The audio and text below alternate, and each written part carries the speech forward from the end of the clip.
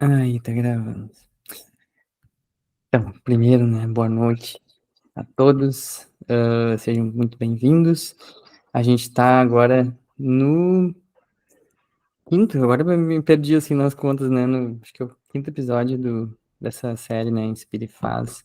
Foi uma série que é uma parceria que eu, me chamo Diego, fiz com o pessoal do Educa Compaixão, a partir de um vídeo que há um tempo atrás eu tinha postado, falando um pouquinho sobre algumas coisas estruturais assim na nossa cultura ocidental, falando sobre as formas de educação assim baseada em medo, culpa e vergonha e como isso assim estrutura muitas das nossas instituições, né? A gente estava comentando com o Paulo antes algumas coisas de sala de aula, mas muitas das coisas assim é muito difícil alguém não ser atravessado por isso, né? Não viver com esse tipo de perspectiva assim atrás. E aí eu comentei de diferentes visões de culturas diferentes que se organizam de diferentes maneiras, aí a partir disso eu conversei com a Verena, que é do Educa com Paixão, e a gente pensou em criar, assim, uma série, assim, de conversas com pessoas que se envolvem com projetos que a gente considera interessantes, que têm uma conexão também com diferentes culturas, não necessariamente seria um problema se fosse alguma coisa ocidental. Eu mesmo, né, sou psicólogo, me dedico a diversas áreas que são frutos, né, do conhecimento ocidental, mas também me interesso bastante por psicologia oriental, né. E aí, a partir disso, a gente foi organizando e tem chamado algumas pessoas para conversar. O Paulo, que a gente chamou hoje, um meu querido amigo, né, que acho que eu e tu, a gente se conheceu, foi início desse ano, mais ou menos por aí. O Paulo me convidou uma vez para participar do encontro na Tri, que é uma página que eles têm no Instagram para divulgar conteúdos relacionados às emoções e tal, e aí eu participei de uma live falando um pouco sobre a perspectivas que eu estudo, né, sobre trauma e coisas desse tipo. E aí ficamos amigos, e esses tempos eu tinha lembrado de ti, então, Paulo, o Paulo estuda coisas muito interessantes, tem projetos legais, é professor de Aikido, e aí isso me toca bastante, porque, assim, fez parte, assim, da minha trajetória numa época da minha vida. E a ideia é o seguinte, né, poder convidar essas pessoas e escutar um pouco da história delas. Como é que, né, Paulo, tu chegou no ponto que tu chegou hoje? Por que que tu te dedica a essas coisas que tu te dedica hoje? Quais foram as tuas influências? Né, tu estava, antes da gente começar aqui a gravar, tu estava falando um pouco sobre sala de aula e tal, e essa questão, né, Paulo, o que que te levou a te interessar por essa área? O que que te levou a te interessar pelo Aikido, ou pela tu também é facilitador de um programa chamado Sea Learning também, e, enfim, então a gente está aqui para conversar um pouquinho sobre isso. Eu sei que tu gosta de conversar, então é um bom convidado para a gente ter aqui, e então te agradeço por estar aqui, e deixo contigo a palavra agora. Ai, obrigado, gente. Boa noite. Na verdade, Diego, a gente se conheceu em outubro do ano passado. O tempo está um pouquinho mais acelerado, né? É um prazer estar É verdade, aqui. desculpa, é É, que eu, assim, o tempo... Não, total, sim, foi por foi, lá que a gente fez esse encontro. foi por lá, né? E então, muito obrigado por estar aqui. Até falei para ela, falei assim, eu gosto muito de me inspirar nas pessoas, mas não sei se tem nada muito inspirador para falar com vocês, não. Assim, eu gosto de estar desse outro lado, assim, de quem junta pessoas, né? Quem conecta pessoas, assim. Eu gosto muito de escutar, eu gosto muito de estudar, eu gosto muito de aprender também. Então, conheci o Diego um pouco nessa busca, assim, né? Eu quero saber quem tem que sabe sobre isso. Aí vou lá e mando uma mensagem pela internet pro Diego, uma cara de pau mesmo. Ele fala, não, vamos lá, vamos conversar sobre isso. Aí alguém indica alguém, então a gente vai fazendo essa rede, né? Mas assim, eu acho que eu sou formado em História pela Universidade de Brasília, né? Lá eu fiz mestrado, doutorado. Em algum momento da minha vida acadêmica eu tive esse lapso de insanidade de falar, vou seguir a vida acadêmica, né? Então fui lá, mestrado, doutorado, assim, um atrás do outro. E como tinha que trabalhar, então já tinha experiência de sala de aula e então dava aula também em paralelo a isso, né? Então chegou um momento que eu tinha um pouco que decidir o que fazer, né? Seguir dando aula ou entrar na vida acadêmica, né? E eu não sei se naquela época, né? Essa coisa do historiador, onde é que começa as histórias, né? Toda vez que a gente conta, a história recomeça em algum lugar, né? Ela é recontada, ela faz um outro sentido, né? Ela se reescreve, né? Eu estava lendo sobre memória outro dia desses, eu falava isso, né? A partir do momento que você aciona aquela memória pela primeira vez, ela já foi infectada, né? Assim, vamos usar essa palavra, né? Ela já não é aquela memória original, né? Talvez você transforme ela em linguagem, ela já deixa de ser aquilo. Toda vez que você reconta, então, ela de alguma forma ela se altera, né? E eu sempre tenho um pouco de receio, assim, de contar minha história indo para um passado cada vez mais perdido, né? Assim, eu até escutava um lama falando sobre trauma e na perspectiva dele ele falava que descobrir quando você teve esse trauma não faz muito sentido, porque o trauma ele vem de outras e outras e outras vidas. Então, assim, sempre tentar achar o que aconteceu nessa vida, assim, é algo meio sem sentido, né, na perspectiva dele. E aí eu li isso como historiador e pensei, tentar achar onde é que eu me meti nessa de ser professor, eu não sei, né? Mas eu posso fazer essa ligação e posso criar sentido para algum momento disso, né? Posso dizer que, sei lá, que talvez eu virei professor sem saber, porque talvez eu queria ter uma vida de sala de aula que eu não tive quando era criança, assim, né? Minha experiência em sala não foi das melhores, assim, né? Não sou essas pessoas que têm aquele olhar romântico, olha para trás e fala, pô, meu tempo de escola. Pô, meu tempo de escola foi horrível, assim. Não tenho, foi um caminho tortuoso, cheio de coisas, né?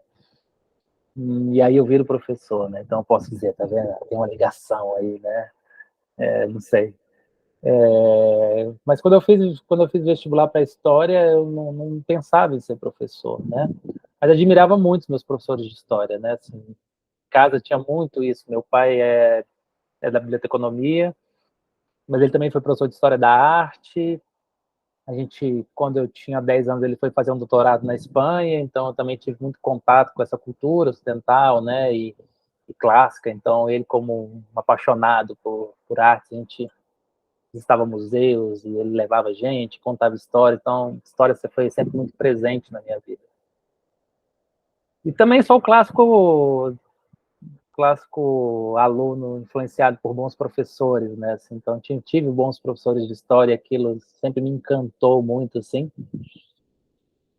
Mas hoje, pensando aqui, né, revisitando essa memória, assim, eu acho que o que mais me conectava a esses professores não era a matéria e história, assim, né, mas era essa capacidade que eles tinham de conexão, assim, com as pessoas, assim, né? Eu admirava muito isso, assim.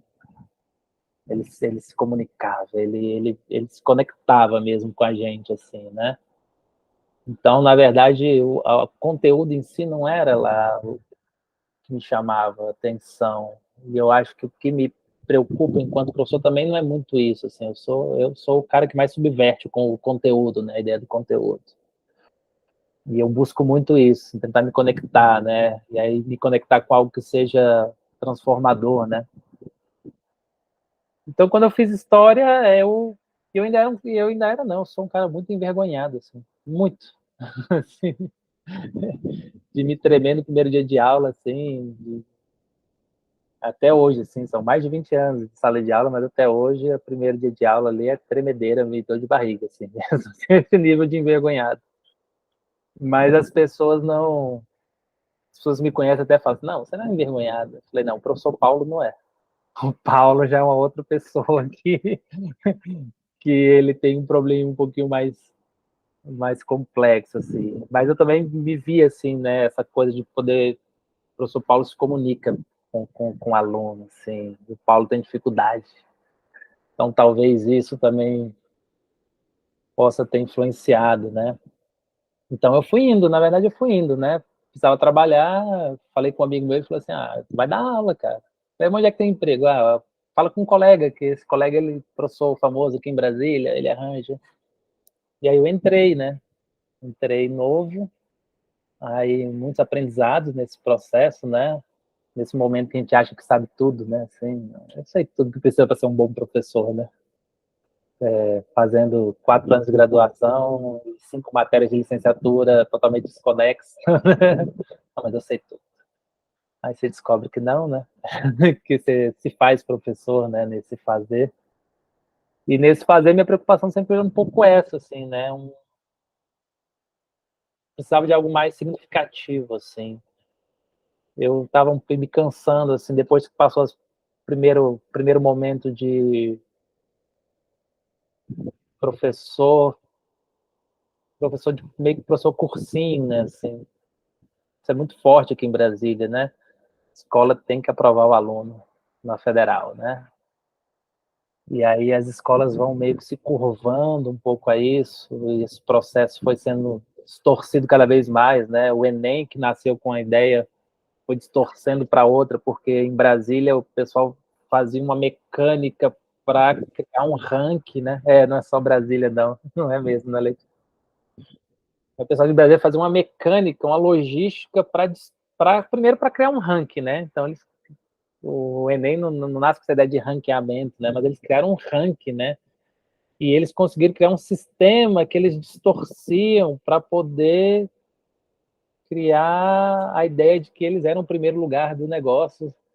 Então eles tinham 2 CPFs, aí botavam os alunos bons para fazer prova no CPF, no CNPJ um e no outro CNPJ eles faziam outra, assim, tem bastante, então assim, e aí distorceram ainda mais, né, essa questão, e aí eu fui me cansando, aquilo foi me cansando, né, e aí eu já estava nessa coisa de terminar o doutorado, não estava conseguindo conciliar, né, aquela escola, 15 turmas, cada turma com 45 alunos, aquelas pilhas de prova, eu cheguei no momento que tinha que retomar uma decisão e saí, fui terminar o doutorado, nesse meio tempo apareceu o concurso para a secretaria e eu pensei, é isso, a secretaria vai me dar a liberdade que a escola particular não me dá, porque quem vai estar preocupado em aprovar menino vestibular, né? Assim, ensino fundamental de escola pública, né? Não tem ninguém cobrando, enchendo o saco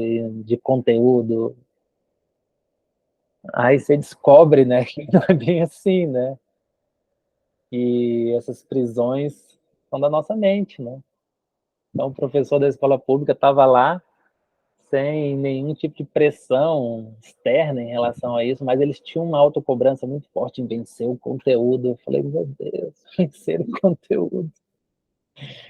E aí eu entrei nessa escola, numa região da periferia aqui de Brasília, chama de São Sebastião.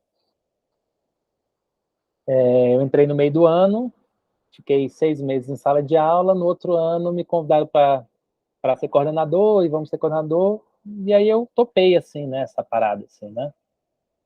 E então tentei um pouco levar essa minha perspectiva, principalmente tinha um grupo que entrou novo comigo, assim, né. Eu entrei na escola, mas já tinha mais de 10 anos de sala de aula, mas entraram muitos professores novos, assim, gente recém-formada, então com a cabeça bacana, e tentei criar uma rebelião ali dentro da escola, né? E aí, nesses meus rompantes aí de subversão, uma professora, que era uma professora temporária, ela falou assim, eu acho que você se daria muito bem na unidade de internação de São Sebastião. Eu falei, por quê? Eu falei, não, acho que suas ideias têm tudo a ver com lá. E aí nem, né, a nossa mente pensa a partir das nossas possibilidades, né? Nem tinha em mente que existia uma escola dentro da unidade de internação, assim, né? Claro, sabia, mas não era uma coisa que estava no meu radar, né? Eu ia falar, mas vou ensinar o que lá, né? E aí, no final do ano, isso se repetiu. Uma outra professora falou a mesma coisa. Olha, eu trabalhei na unidade de internação e eu acho que você tem tudo a ver com lá, né? Aí eu falei, mas por quê, né? Então, aí a segunda já me deu uma despertou. Ele falou, não, porque lá o pessoal tem uma pedagogia de projetos, então lá eles não são vinculados a conteúdo e aí tudo mais. Mas aquilo também meio que me passou, né? Aí tinha um professor de biologia, o Thiago, e ele que me chamou e falou assim, olha, tem que fazer um processo de seleção para poder conseguir vaga lá na unidade de internação. Você não quer participar, não? Eu falei, não, mas eu pensei para lá, não. Ele falou, não, vamos lá, a gente visita e dá uma volta e vê como é que é, às vezes você vai gostar. Eu falei, tá, vamos visitar, né? E a gente visitou 2 unidades. Nessa primeira unidade, ela era uma unidade já de meninos sentenciados, né? Então, aqui em Brasília existia o que era chamado de CAGE, que era uma única unidade de internação de menores. Então, era assim, sei lá, 500, 600, batia 600, 700 meninos dentro do mesmo espaço, né? E uma série de rebeliões, série de problemas de violência, e aí houve uma fragmentação. Eles criaram unidades fragmentadas próximas, distribuídas, né, pelo entorno de Brasília. Então, o sentenciado ele vai mais para próximo de casa. Só que o menino que foi apreendido ainda não tem uma decisão judicial, ele vai para a internação provisória. E isso é que faz toda a diferença lá, né? Eles estão 45 dias, eles são divididos por critérios de segurança, então, se é uma primeira passagem, é uma segunda passagem, se ele é menor, se ele é maior, se ele tem tal faixa etária, se ele tem tal faixa etária. Então, isso, na prática, significa o quê? Significa que a gente tem salas multisseriadas. Então, você tem um menino do ensino médio com um menino semi-analfabeto na mesma sala. Isso quer dizer que a sala que você tem hoje não é a sala que você vai ter amanhã. Então, você pode ter um menino que está ali com você hoje, amanhã ele foi liberado. Ou ele trocou de corredor, ou chegou um aluno novo, ou ele foi liberado. Então, nesse caos que a gente joga, né? Então, eu não sei qual é a aula que eu vou dar amanhã. Se eu perguntar amanhã, você vai entrar em qual sala? Não sei. E mesmo sabendo qual sala, quais alunos vão estar lá? Também não sei. Então, a gente tem que entrar todos os dias dessa forma, né?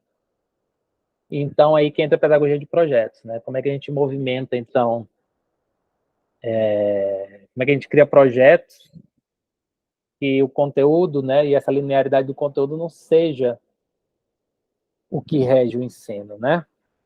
E então você também tem que ter uma finitude diária, ou seja, você não tem, vou planejar algo para 3 dias. Aí amanhã um foi embora, não pegou o fim, o outro chegou, não pegou o começo. Então tudo tem que meio que se organizar dentro dessa lógica, né? E aí você pensa, então é meio caos, né? Mas é libertador, assim, né? Porque aí você também vai trabalhar exatamente com essa flexibilidade. Então, você que vai entrar. Então, sempre que eu preparo uma aula, eu me pergunto um pouco isso, assim, né? O que eu quero, assim, no sentido de que maneira eu posso contribuir para esses alunos, né? Então, eu gosto de trabalhar muito com a filosofia, né? Mas não levando os filósofos, mas trabalhando com a ideia né, de formas de pensar, né? Como provocar, né? Uma aula lá, ela dura, agora ela está com 1h40, são duas aulas de 1h40, 1h50, 1h50, na verdade, né? Então, 1h50, intervalo, 1h50, assim, né? Então, você também tem esse espaço-tempo, assim, então você tem bastante coisa para fazer, né? E... Bom, e aí eu sempre ficava pensando, né, o que eu posso fazer, o que eu posso fazer, e aí, claro, aí você mistura um pouco o que é seu com o que é do professor, né? O Paulo professor e o Paulo CPF também tem muita coisa ali que tá pulsando, né? Então eu tinha minhas buscas, assim, né? Então, para lidar com a minha ansiedade, eu comecei a meditação, né? Aí foi no SEB, que eu conheço, um amigo me levou, um amigo do Aikido me levou. Não, perdão, na verdade, um amigo que era da história me levou. E lá eu descobri que tinha o Cristiano Ramalho também, né? Então o Fred me levou, comecei com ele, e aí lá encontrei o Cristiano Ramalho, que fazia Aikido comigo, que também formou em história. Mas eu não conheci ele na época da graduação, mas eu conheci ele da Aikido.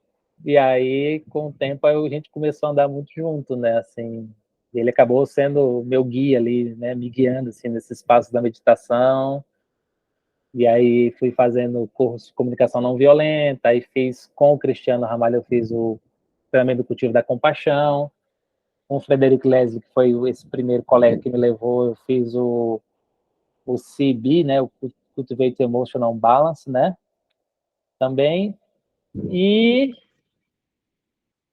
aí eu ficava tentando levar essas coisas lá para dentro, né, mas de uma maneira bem caótica, assim, de levar, né, não tinha algo didático, assim, não tinha algo, mas eles gostavam, os alunos gostavam, mas eu não sabia como encadear, então ficava aquela coisa meio esporádica, assim, que eu levava e tal, via se tinha recepção, até que o Cris me manda um dia, ele me mandou assim, falou, você acha que isso aqui é o que você está procurando, né?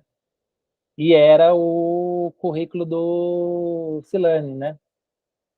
Ele tinha recebido por alguém da Tibet House, ele tinha recebido e ele me encaminhou, né?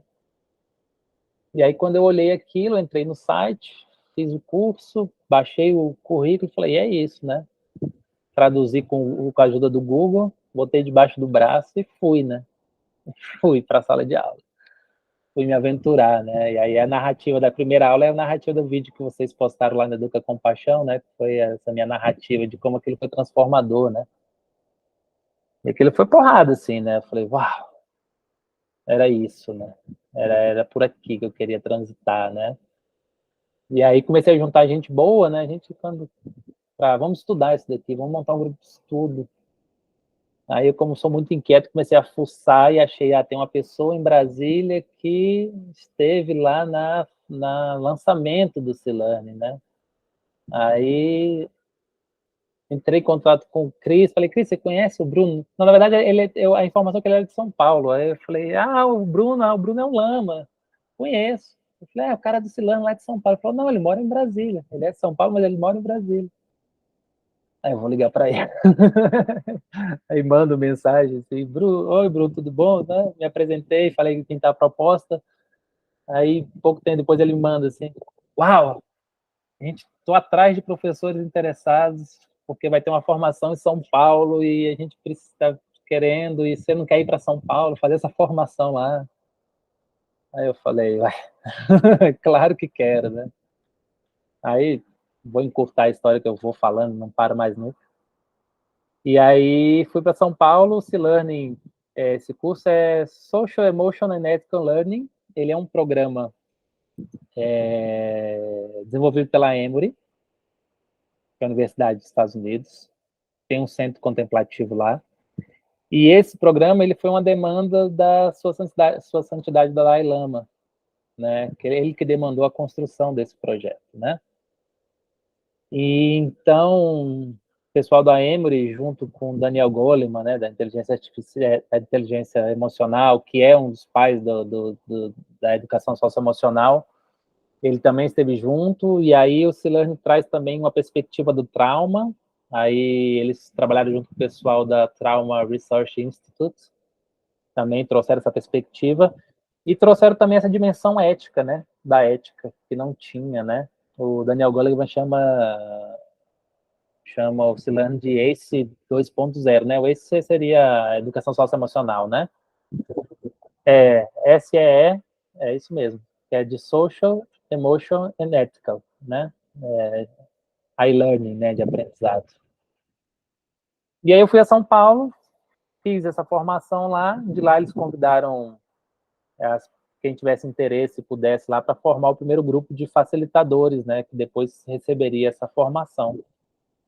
E aí eu me candidatei também, participei, demorou 1 ano e meio, acho que a gente foi pego pela pandemia, acho que até mais do que 1 ano e meio, processo, acho que foram 2 anos, no total, por conta da pandemia, né, e fiz essa primeira formação, né, e a partir daí, se a gente chegar aqui, comecei a dar formação para professores, dentro, sempre que possível, né, trabalho dentro de sala de aula com isso, e aí foi que, conversando com o Cris, assim, eu fiquei falando, poxa, eu queria levar isso para mais gente, né? Uma coisa, né?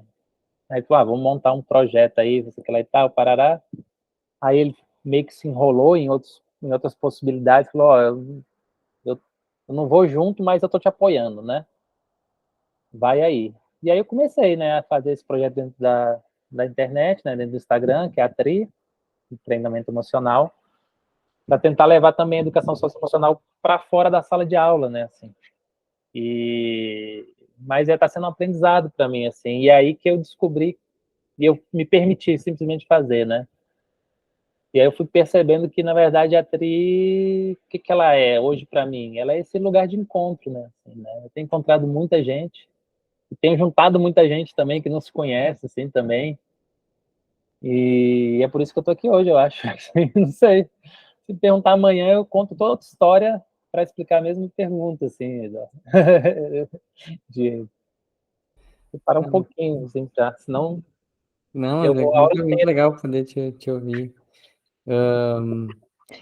Só para ficar também registrado assim, o que quer dizer o TRI?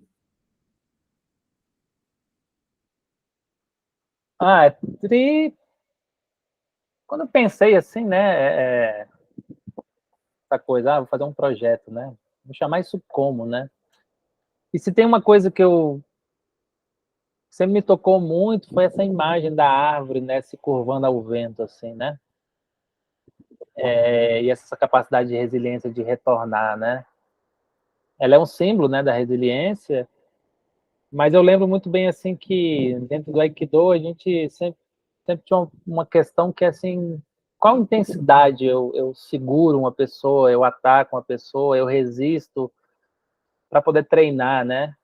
E aí a gente tem um mestre em Belo Horizonte, que ele é japonês, né? Ele está no Brasil há muitos anos já. E aí ele falou assim, olha, tem que ser a resistência natural, né? Ele fala que nem uma árvore com o vento, né? Quando o vento empurra a árvore não empurra o vento de volta. Mas ela chega naquele ponto que ela começa, né, a resistir, né? Assim, ele falou, essa é a boa resistência, né? Você não empurra de volta, mas você também não se deixa derrubar, né? Pelo outro que está imprimindo aquela coisa. Então você tem que ter essa resistência natural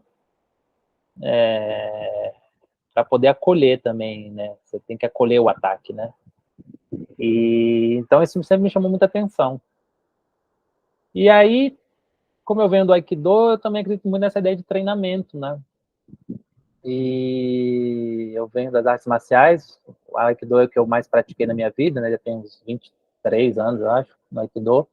Mas eu fiz outras artes marciais. Então, essa coisa de treinar, né? Como é que você desenvolve habilidades? Treinando, né?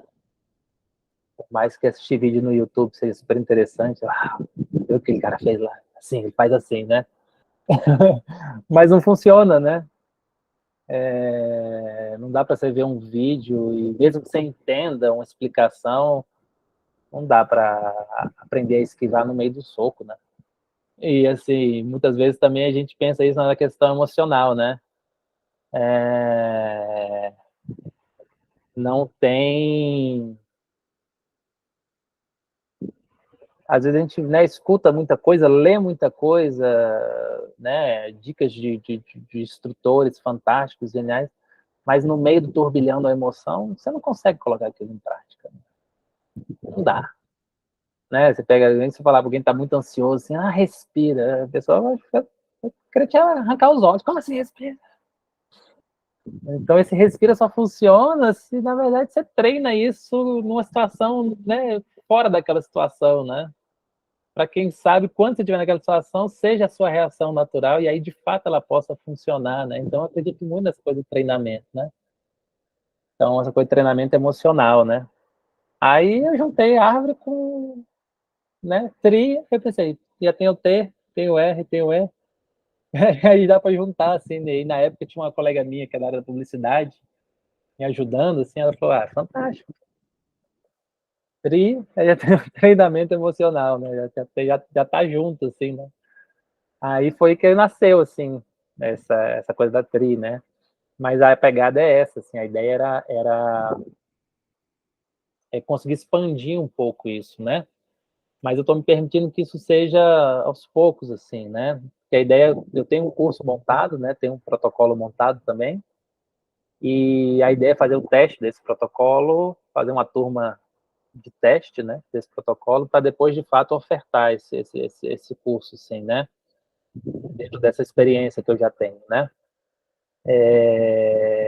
Com esse intuito, né? De ampliar esse processo de educação socioemocional, né? A gente se acostumar, a gente escuta educação socioemocional, já pensa escola, né? E eu acho que é meio que para todos, né? Assim, porque, bom, a gente não teve isso nessa nossa escola, nossa geração não teve isso, né? Mas a maioria das pessoas não tiveram isso. Isso é algo novo, né? Mas não quer dizer que a gente não precisa disso, né? E eu penso a educação socioemocional um pouco assim, o professor de educação socioemocional como professor de educação física, né? O professor de educação física, ele vai te ensinar, né, essa coisa da educação do corpo, né? Dessa parte mais corpo, né? Mais tá altamente conectado com mente, né? Então, para que você pratica aquela educação física, né? Como algo para sua saúde física, né? Assim. Mas é claro que se você ficar doente, né? Se sentir o coração botar taquicardia no coração, você não vai correr atrás do seu professor de educação física, né? Você é o médico, né? Então, a educação emocional pensa um pouco parecido nesse sentido, assim, né? Ela é importante para você cultivar bons hábitos saudáveis, mentais saudáveis, né? Fortalecer, né? A sua saúde mental. Mas, evidentemente, isso não é uma substituição, né, ao profissional, né, o psicólogo, por aí, esses profissionais, né. Mas, ao mesmo tempo, se a gente não, né, não fortalece, a gente fortalece essas possibilidades, né, na nossa vida, a chance, assim como se você não tem uma educação física, né, não pratica, a chance de adoecimento físico é muito alto. Também acredito que a gente minimamente não pratica, né, certas habilidades, competências emocionais, também isso é um caminho, né, para esse adoecimento, né, e a gente está acelerado esse adoecimento, né, tá explosivo esse adoecimento. O C-Learning, Adriano, eu já estou aqui comandando, viu, Diego? Não, mas é. Eu tenho essas, Eu como eu tenho faço umas os encontros, coisas eu aqui vejo, para eu olho, poder. Não, tem umas coisas que eu então, já preciso assim, me perguntar, mas pensando, eu. é, Fala aí, fala aí. pensando nesse recorte, assim, sala de aula, né, então o C-Learning, né, que a Letícia me perguntou o que é, além dele ser um programa, ele tem um currículo, né, de experiência de aprendizado. Então, isso também é uma riqueza muito grande. Porque quem está na educação sabe que existe uma lógica assim meio perversa no meu ponto de vista, que é tudo a educação vai resolver. Então, temos que resolver a questão racial, então vamos ensinar isso na escola. Questão de gênero, vamos para a escola. A questão, né, de pessoas com deficiência, vamos para a escola. E aí você vai criando, no fim são tantas datas, que claro, são todas elas muito importantes, são todos debates muito importantes, mas que fica a pedagogia do evento, né? Não tem o que fazer. Não tem dias para tudo aquilo. E além disso, eles querem que a gente passe um conteúdo monstruoso, né? Então isso é muito comum, né? Que eles criem isso e coloquem para a gente. E dentro da educação socioemocional, a BNCC ela incluiu, né, as habilidades e competências socioemocionais. Mas não sei vocês, para mim nunca me chegou nada, assim, nenhuma formação, nenhuma cartilha, nenhuma nada, né? Apenas agora a escola tem que trabalhar competências e habilidades socioemocionais, né? Então, Silane, além dela ter essa formação, né, que eu tive, que a gente proporciona, ele tem um currículo. Então, esse currículo ele tem o passo a passo das experiências de aprendizado, né? E nisso os americanos são muito muito caprichosos, assim, né? Então eles têm passo a passo o que fazer, minuto a minuto. Evidentemente que a minutagem americana e brasileira é outra. O que eles falam é que 5 minutos eu reservo pelo menos uns 15, né? Isso aqui para uma aula de 45 minutos, eu faço de 1h30 e não dá. Mas, assim, traz essa segurança, assim, e me traz algo que eu acho muito interessante do Silane, que ele está muito bem construído nesse sentido de costurar uma aula com a outra, uma habilidade com a outra, uma experiência com a outra. Ele também traz essa possibilidade de você criar situações para que o aprendizado brote, né? Então, ele não é conteudista, ele é experiencial, né? Ou seja, o eureka surge, assim. Então, em sala de aula também, se eu fosse falar de como funciona para mim, eu não sei te dizer, porque eu também vou subvertendo ele, assim, né? E eu tô num um ambiente muito particular, né, Adriano? Então, faço a subversão total do currículo, assim, né? Eu juro que eu tento. Todo ano, eu falo, não, agora eu vou começar aqui, vou fazer a primeira, vou fazer a segunda, vou fazer a terceira. Mas ele também é aberto a isso, assim, para você subvertê-lo, para você recriá-lo, para você fazê-lo, né? Então, eu não posso chegar numa sala de aula com um programa pré-estabelecido e empurrá-lo dessa forma, até porque a própria proposta do programa não é essa, né? De construção de conhecimento. Então, se eu vou lá para construir, mas já chego com algo já pré-moldado, pré-estabelecido, e o caminho é esse, eu estou indo contra o próprio programa, né? Assim. Mas ele é muito fantástico assim, para dar essa base. Assim, eu falo, um professor que já tem experiência de sala, ele não precisa ter medo, assim. Ele sabe manejar, ele não precisa ter medo, porque não vai acontecer nada que não aconteça numa aula. Muita gente fica um pouco ressentida, assim, fica assim, mas será que eu não vou despertar umas emoções que depois não saberemos lidar? Bom, eu não sei que sala de aula não está cheia de emoções que a gente não sabe lidar. Eu queria conhecer essa sala, assim, né? O pessoal do ensino militar promete o que acontece lá, né? Sim. Eu não sei. Fiquei com uma dúvida. Muito interessante o que você estava comentando. Porque eu tinha imaginado, não tinha entendido que vamos dizer, essa formação, esse learn e tal, que tu te dedica, eu achava que era voltado para, digamos assim, cuidar dos professores. Não, mas é uma coisa que é voltada para os alunos, né? É isso, né? São interessante. É isso. Mas é aquela, né, assim, Diego, eu acho que eu confesso, eu não tenho medo de confessar isso, não. Eu acho que eu ensino isso porque é para poder aprender, sabe? Porque eu estou precisando de mais disso. Estou precisando de mais de equilíbrio, estou precisando de mais de lidar com as minhas emoções, estou precisando de mais de lidar com a minha ansiedade, estou precisando de mais de um coração mais compassivo, estou precisando de mais ser mais paciente, estou precisando de mais. E aí, eu não tem como enfiar isso na minha rotina mais, assim. Se eu fosse fazer um curso para mim, eu acho que não teria mais tempo. Até porque, assim, na minha rotina o Aikido já é um pouco isso, assim, eu fico impressionado como o Aikido e isso que eu aprendo dentro da educação socioemocional, como é que ela caminha muito junto, assim, como é que ela tem esse ponto de encontro, né? Mas eu acho que a beleza também da educação socioemocional tá aí, sabe? Porque ela faz esse papel. Porque não tem como você não estar exercitando aquilo com o seu aluno e não estar exercitando aquilo contigo mesmo, né? Né? Porque aquilo vai acabar invadindo o seu ambiente mental, ele vai acabar invadindo a sua discussão, vai acabar invadindo a sua curiosidade. E você tem que praticar junto a eles, né? Então, querendo ou não, as reflexões que você traz para eles são reflexões que você vai acabar fazendo para ti mesmo, né? Então, eu acho que tem essa dupla, assim, sabe? Essa dupla, assim, essa mão. Vou te dar um exemplo, né? Assim, É, o primeiro capítulo é construindo uma sala de aula compassiva, né? Dependendo do volume, ele tem volumes para séries diferentes, ele tem uma variação nesse nome, mas a ideia é essa: falar sobre bondade, generosidade, compaixão, empatia. O segundo, ele já vai trabalhar com recursos. Por que ele vai trabalhar com recursos? Porque exatamente a gente precisa instrumentalizar os alunos a lidarem com as situações, né, emocionais, né? Então, assim, se a gente vai começar a aprofundar um pouco isso, o aluno precisa ter uma boia, né, de salvação. E esse capítulo ele veio do trauma, né? Que eles chamam trauma informed, né? Não sei, a tradução formado pelo trauma dá a mesma ideia, mas seria isso.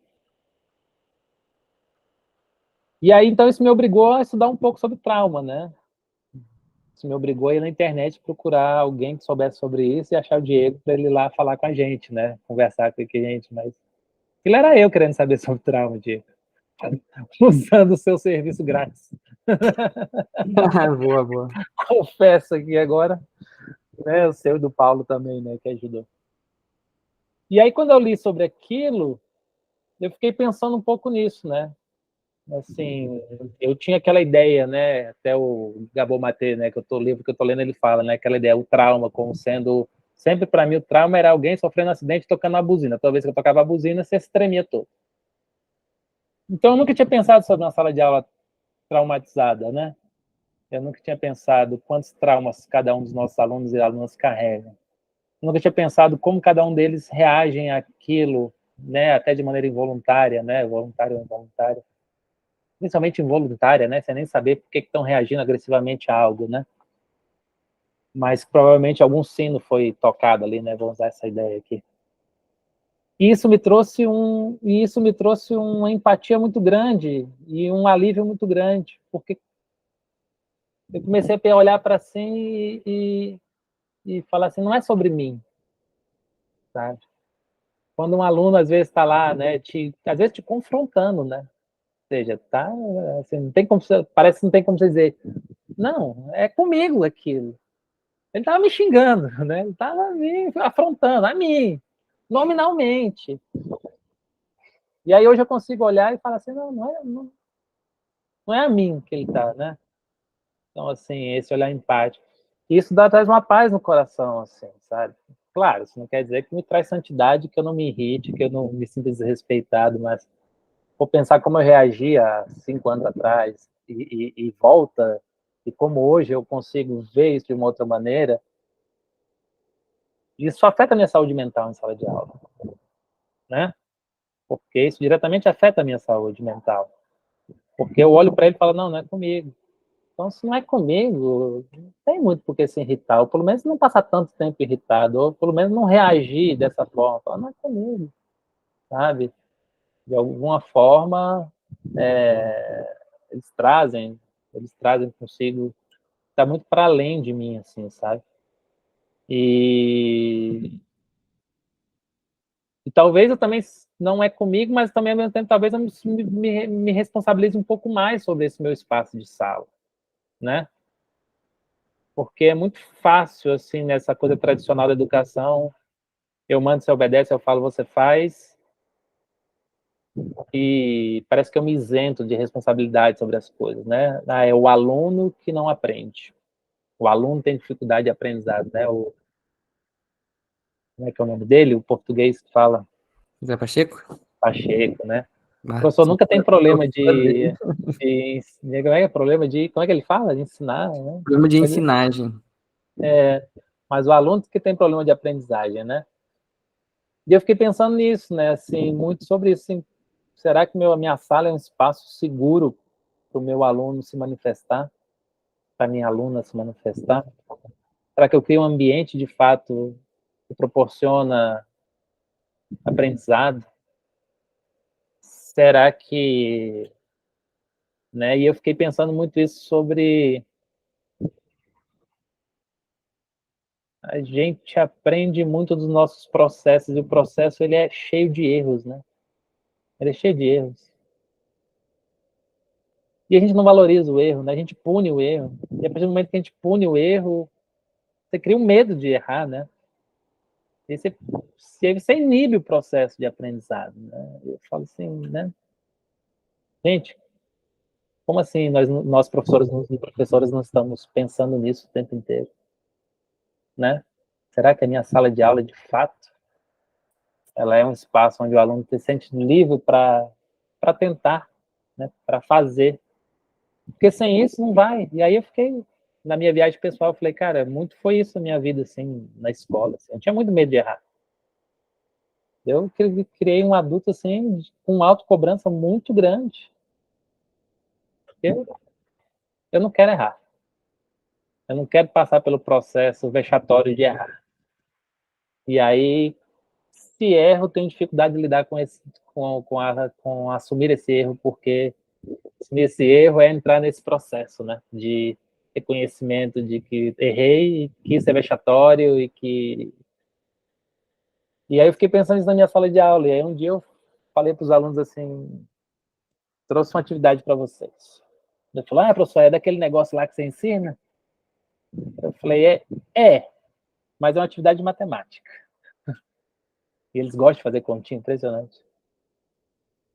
Falei, expressão numérica, vou ensinar isso para vocês. Eu fui um péssimo aluno de matemática, mas estudei.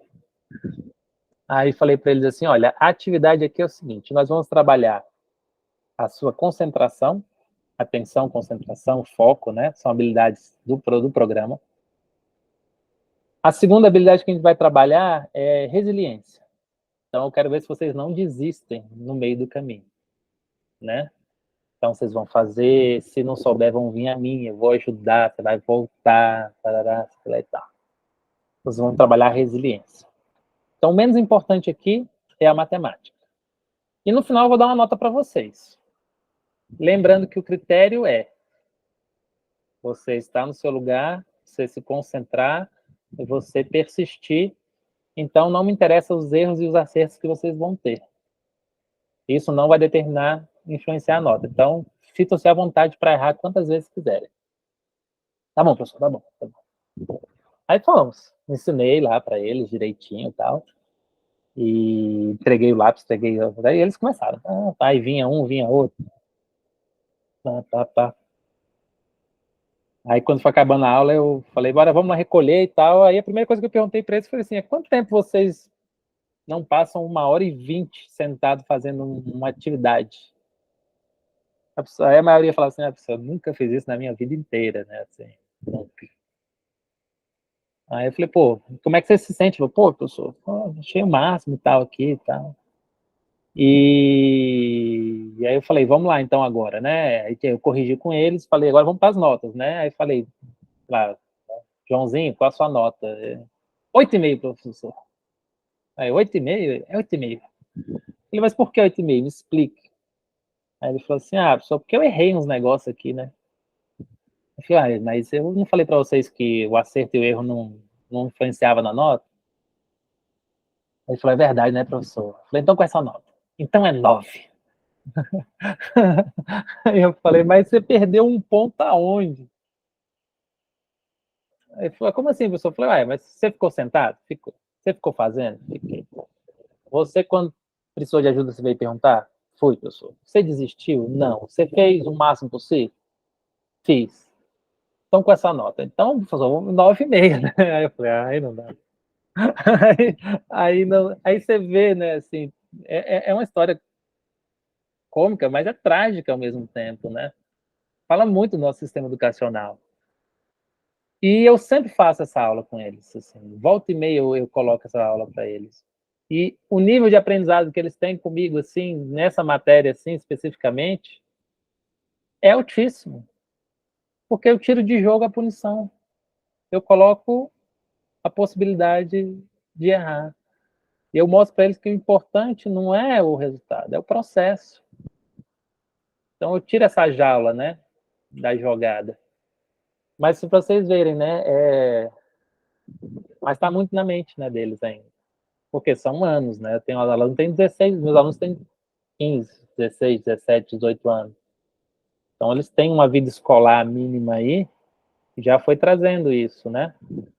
Mas eu achei fantástico, assim, eu fiquei pensando nisso, falei, gente, até quando a gente vai ficar numa escola do acerto, né? Aí eu brinco com ele, falei assim, se eu ganhar na loto, meninos, eu vou abrir a escola do erro.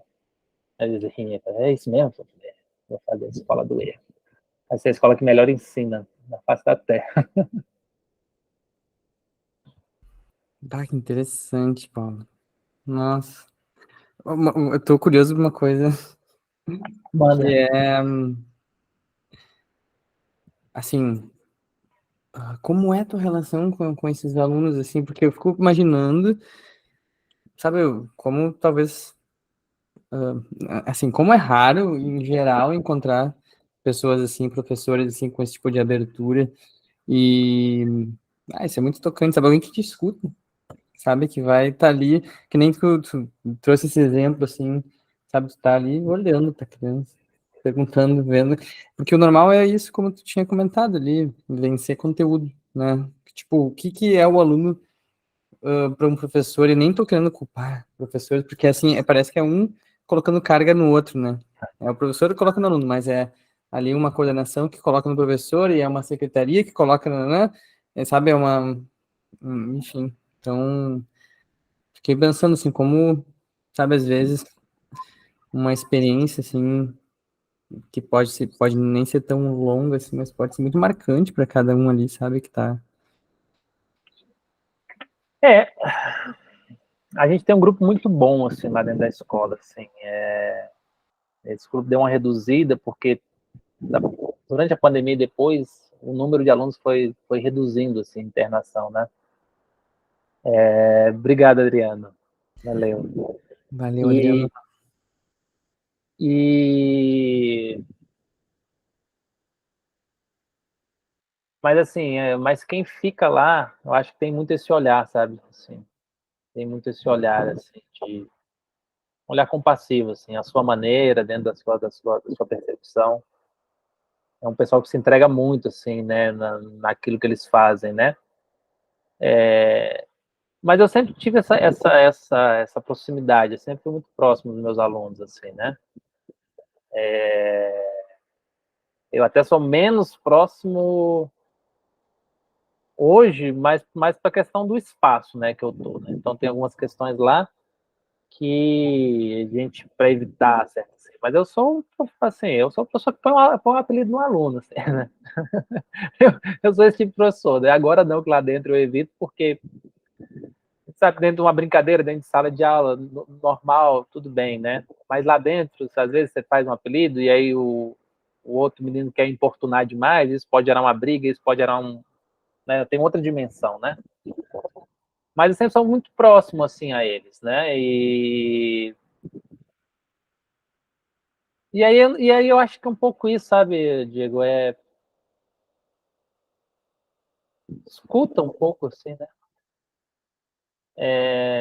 Escuta um pouco eles, assim. E às vezes escutar não é nem o que eles estão falando, assim, né? Mas uma escuta mais, assim, de entendê-los, assim, quem eles são, de onde vêm, um olhar sem julgamento, né? Tentar tento tirar de cena meus preconceitos, né? Que evidentemente nós os temos, né? Assim, quem está, né? Eu pelo menos não estou acima deles, né? Assim. E dar a eles o que eles não têm, assim, normalmente, né? Dignidade, tratamento com igualdade, né? Olho no olho, cumprimento, né? E eu acho que é isso que lá, principalmente, me aproxima, assim, deles, sabe? Tentar ver, assim, de que maneira eu posso provocá-los a pensar, mas respeitando, né? Não é uma provocação, né, no sentido negativo, assim. E Como se fosse um convite, né? Nesse sentido, né? convidando eles a. Então, vou dar um exemplo assim, né? Um desses exercícios que eu subverti, ele tem. Ele, ele vem um material para você imprimir, entregar para os alunos com 3 colunas, né? Uhum. A primeira coluna, o aluno vai escrever quais são as coisas que eles gostam de fazer no dia a dia deles, né? Na rotina deles. O que eles gostam de fazer? Gostam de jogar uma bola, gostam de soltar uma pipa, gostam de estudar, ler, ver um filme, assistir uma série, escutar uma música, tanto faz. A segunda é quais são os seus sonhos para este ano. E a terceira, quais são os seus medos e temores para esse ano.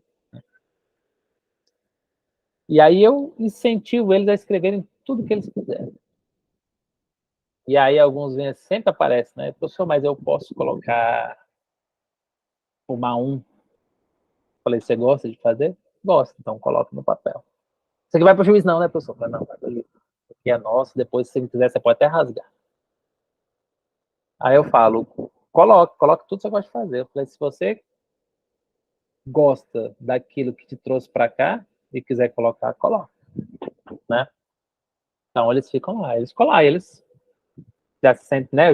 Já tem um caminho até chegar nessa atividade, eles já sabem quem eu sou, já tem uma liberdade que a gente vai construindo diariamente com eles, e eles colocam. Gosto de fumar gosto de beber, gosto de não sei o que lá, tá.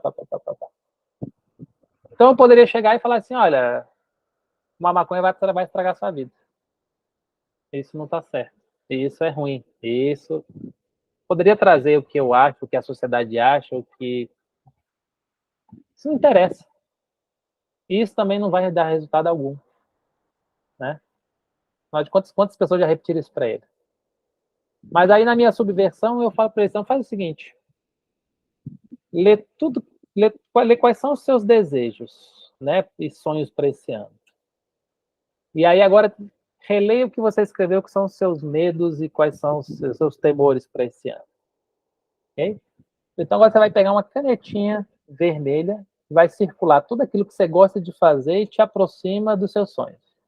E vai pegar uma canetinha azul e vai circular e tudo aquilo que te aproxima dos seus medos, né? E aí eles fazem e eu vou chamando. E eles vão falando, né? Então, ele fala, professor, eu acho que tal coisa não vai dar bom. Então não é uma, sabe, não é essa coisa de careta de eu ditando para eles o que eles devem ou não fazer para não voltar para lá, né? Que no fim que a maioria vai colocar como grande desejo do ano é não ser sentenciado e não retornar para aquele espaço. Mas é ele que vai fazer aquela reflexão, né? E aí eu posso entrar com a provocação, né? Às vezes, uma vez um aluno falou assim, eu acho que não vai me prejudicar não, professor. Aí eu falo, tá bom, você acha que não? Então, marca aí, com vermelho. Aí eu provoco, às vezes, eu falo assim, mas me diz uma coisa, você vai conseguir isso aonde? Professor, eu vou lá, né, buscar. E quem são as pessoas que vão estar lá? Certo. E quem são as pessoas que você vai fazer uso com isso? Eu falei, isso te aproxima ou não? E às vezes eles falam, né? Tinha pensado nisso, né? Tinha pensado nessa cadeia de possibilidades, né? Então eu brinco muito com eles, né? Assim, que aí também é um dos capítulos do Cilerno que eu já subverto e coloco antes do lugar, que é essa coisa da interconectividade das coisas, né? Como as coisas vão se conectando. Como é que as coisas não estão soltas no mundo, né? Como é que a gente tem uma cadeia também de causas e efeitos, né? Assim. E aí eu falo para eles, professor, mas sei que lá, tá. Aí eu falei, olha, eu não estou aqui para defender nem não defender se você usar isso ou aquilo.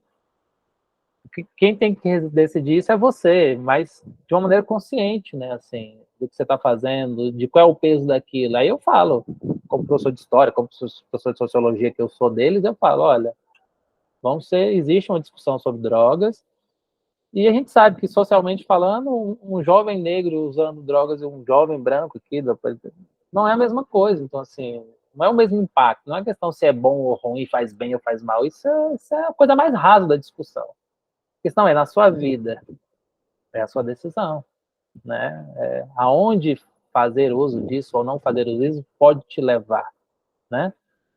Eu falo para ele, assim, você pode estar, né, saindo daqui e tocando a sua vida, sem nunca mais se envolver com crime e tá trabalhando e tá conquistando suas coisas, mas você sabe, se você for pego, né, em posse de drogas, com o histórico, sei que lá e tal, você não vai ser tratado como como um jovem, né, da escola de rico que também matou a aula para ir fumar um baseado. E aí eu falo, eu moro aqui na frente de uma escola pública, próxima à escola pública, tem uma praça aqui, e todo dia eu vou lá buscar meu filho numa escolinha e a caminho da outra escola que é de ensino médio. Todo dia a polícia está dando revista nos alunos da escola pública.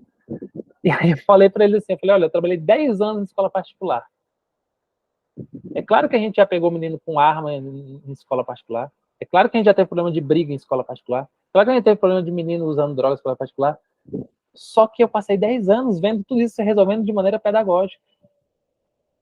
Na primeira briga, na primeira droga, na primeira arma que foi encontrado, quando eu entrei na escola pública, a primeira coisa que a direção falou foi: chama a polícia. Eu falei: mas que polícia?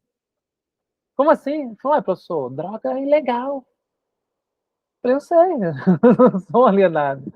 Mas eu passei 10 anos e a gente chama o pai, a gente conversa com o pai, a gente fala com o pai. Aqui vocês chamam a polícia.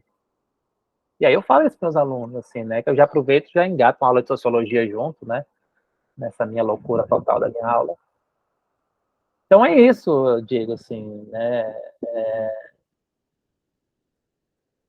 Eu não sei exatamente se o que eu faço é ou não é certo, mas essa coisa de empurrar conhecimento, empurrar conteúdo, né? E aí hoje, menos sentido ainda, né? Tá tudo aí no Google, né? Tá tudo aí, o chat GP, não sei das quantas, que ainda nem olhei ainda.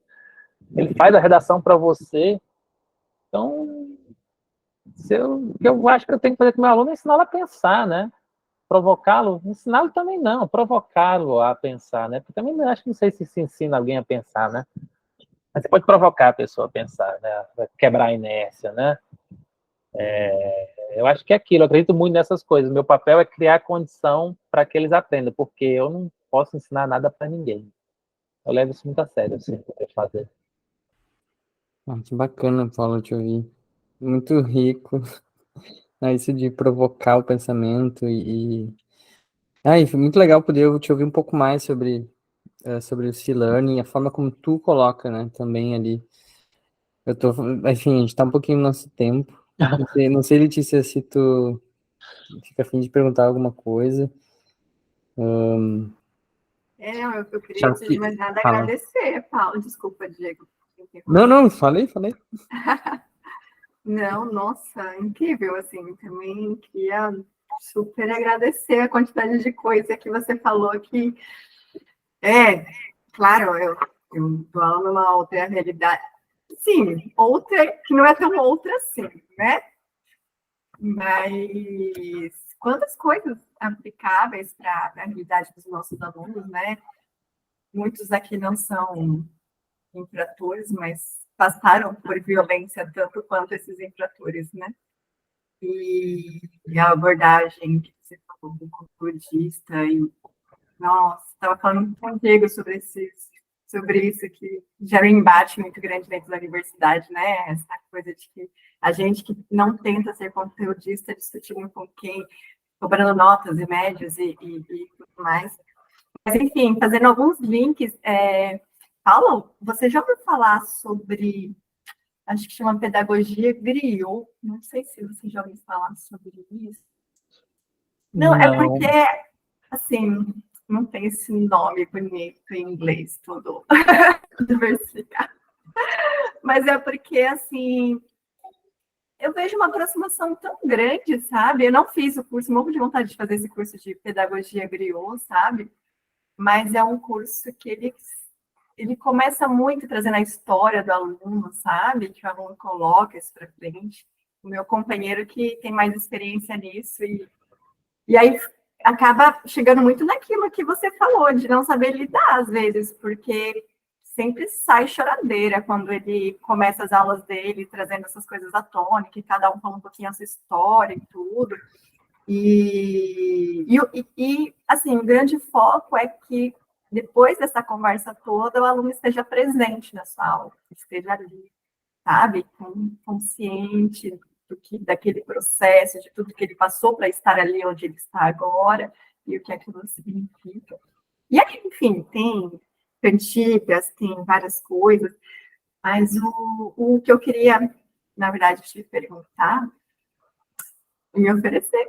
Você falou que está precisando de cobaias para o seu curso, para o seu protocolo. Estou aqui. À vontade. Me chamar. Esse é um ponto. Bom saber.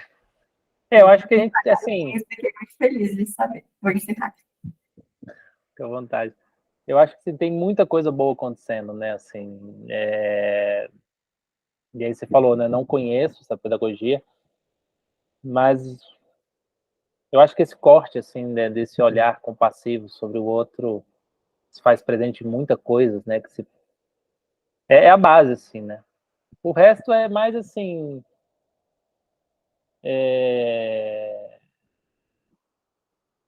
Né, assim, não é que o C-Learning seja a grande eureka, né? A grande novidade da coisa. Tem muita coisa sendo feita com isso, né? Eu gosto mais por causa dessa questão do currículo, assim, dar uma segurança para o professor, né? Do que fazer, dar uma sequencialidade, né? Tem esse olhar pedagógico, assim. E eu não sei se aí Paulo, você vai só me para não perguntar. perder, existe para ensino de graduação também ou ele é só para o ensino básico, esse Não, C-Learning? ele saiu pro ensino médio agora e existe um plano para o ensino. Mas eu vou te falar, eu trabalho com adultos com isso. Então, assim, é só uma questão de adaptação. Eu uso com adultos, então, na formação dos adultos, na verdade, a formação que eu fiz e a que eu faço com professores, na verdade, é exatamente as mesmas experiências. Eu adapto para a realidade, assim. Então, se você quiser, tem o site do C-Learning, você acha, né? Coloca C-Learning, Emory, com Y, Emory. E lá tem a página, lá tem os materiais, você consegue baixar os currículos lá na página. Tem um cursozinho que eles... O que você consegue baixar dos currículos, eles não estão completos. Eles são uma amostra, assim, de cada currículo. Agora, se você fizer esse curso que é o C101, é online, é rapidinho, aí você consegue baixar todo o material. Por quê? Porque foi uma das demandas do Dalai Lama que fosse algo aberto, né? Para qualquer professor poder pegar, botar debaixo do braço e ir, né? Mas também, se tiver um interesse maior, o pessoal de São Paulo, a Gaia Mais que está à frente disso, ela está com a formação online, de tempos em tempos, para professores, que aí é o projeto que eu acho que chama Educação para Corações e Mentes. Mas depois você entra em contato comigo ali pela TRI, ali, me manda lá que eu te passo as informações. E eles estão fazendo formações periódicas online, né? Então, assim, é bom que, dependendo de você for. Então, assim, dá para usar facilmente isso dentro do ensino superior, né? E eu acho que o importante é esse, né? Esse corte, assim, da compaixão, do olhar compassivo, da subversão da forma, né? Mas, se for pensar, isso está no construtivismo, né? Isso você também vai achar dentro da Waldorf, você vai achar dentro de N lugares, né? Assim, e todos estão conversando muito. Assim. Eu só acho que essa coisa do silêncio é que teve essa riqueza de juntar muita coisa ali e organizar muito bem organizado e facilita a nossa vida de professor, né? Assim, para entrar em sala de aula e se sentir seguro, né? É uma coisa assim, né? Eu faço uma formação, mas eu tenho que criar coisas, né? Eu não vou ter esse leque todo, assim, né? Claro, você pegar um professor que já tem 15, 20 anos de sala de aula, lidando com pedagogia, sei lá, tem uma formação longa, tem muita vivência, já fez muito curso, ele já, por flauta, ele faz aquele negócio pro ano inteiro, né? Agora, se pegar a educação socioemocional, vamos aprender isso. Aí você vai ver que você vai ter que aprender sobre atenção, compaixão, resiliência, você vai ter que aprender um pouco de emoções, você vai ter que aprender sobre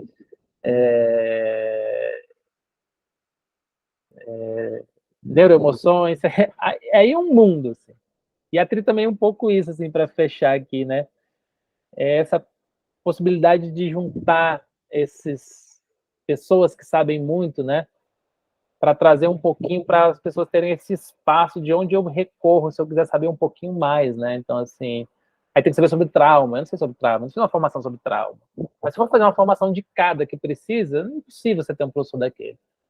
Mas, poxa, eu vou falar sobre trauma, tem ali, pô, o Diego tem um vídeo que ele participou do encontro que ele fala sobre trauma, aí eu vou escutar aquilo lá, e aí quando eu for ler a experiência, faz mais sentido, aí eu vou para a sala com um pouquinho mais de coisa, sabe, assim. Então a Tri também tem esse papel, assim, eu tô querendo muito que ela seja isso, né, que ela seja um lugar de que os professores possam também acessar para ir atrás de conteúdos, né? Então, essa última formação que a gente fez, né, de 4 encontros, falou sobre trauma, compaixão, emoções, e aí experiências de sala. Então, estão lá no YouTube. Então, o professor que está vindo, quer saber um pouco mais sobre, tá, vai lá, vai escutar de emoções, ele vai escutar a Jane Pili, que é uma professora do CIB, que ela dá aula na pós do Einstein, falando sobre emoção, né? Então, poxa, né? Aí tem um médico que fez negócio com o Gabor Maté, falou sobre trauma. Aí tem um vídeo lá também, que aí vou começar a disponibilizar, tem o Diego também, outro especialista nessa área, vai falar. Daqui a pouco eu quero chamar ele para falar sobre um recorte de trauma, mas ele ainda não sabe disso, não conta. E assim vai. E aí estou aqui agora estourando o tempo, porque se tem alguém que gosta de falar, você. Tranquilo. Eu acho que eu esqueci também de enfatizar no início, mas, né, a ideia do Educa Compaixão, né, dessa parceria que eu fiz com eles é divulgar. É mais ou menos como tu, né, com a Tri, mas assim, é divulgar e juntar pessoas, né, poder fazer conexões e aproveitar, né, esse aspecto das redes sociais, né, porque tem esses dois lados um pouco, mas, pô, tem um lado muito bacana, né, de às vezes tu tá em contato com uma pessoa que tu nem imaginou que poderia estar, que faz um troço interessante, assim, assado. Então, eu fico bem feliz de poder te conhecer, de poder estar aqui contigo hoje, de poder também abrir esse espaço, disponibilizar, né, para outras pessoas essas tuas falas. Acho que é muito inspirador, eu fico super, assim, nossa. Como, assim, independente do nome do método, mas esse tipo de atitude, conteúdo, assim, como é importante, assim, que isso tem a ver com humanizar a coisa, né, tá? Teve uma hora que tu falou uma coisa de como é que tu olha, o que que tu olha naquele aluno, o que que ele tá querendo dizer com aquele comportamento? Ele te xingou, mas às vezes a gente vai se sentir meio mal, tudo bem, mas assim, às vezes poder ver de onde é que tá a questão, talvez, né? Então, por isso que eu te perguntei, né? Como é a tua relação com eles, né? Porque isso é muito comum. Então, pessoal, Letícia, Paulo, gratidão aí por estar aqui com vocês hoje. E aí vai ter um próximo encontro. Eu não sei bem agora se vai ser exatamente daqui a 2 semanas ou se vai ter um intervalo um pouco maior, mas eu acredito que vai ser com a Raquel. Esqueci o sobrenome dela agora, assim, mas é uma pessoa super dedicada na questão das retomadas tu conhece, né, Letícia? É aquela Raquel, né? Eu esqueci agora o sobrenome dela. Mas, enfim, Raquel Paríssimo dedicada, ou Raquel Arras.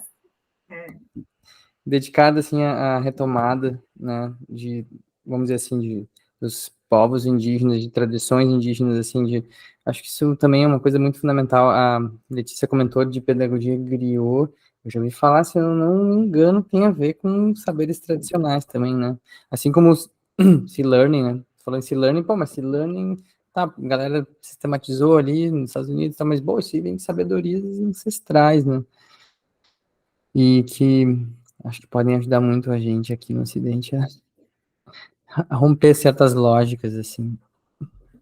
Então, então é isso, gente. Boa noite para vocês. Boa noite, gente. Muito obrigado, viu? Valeu muito pelo tempo aí. Tchau, tchau.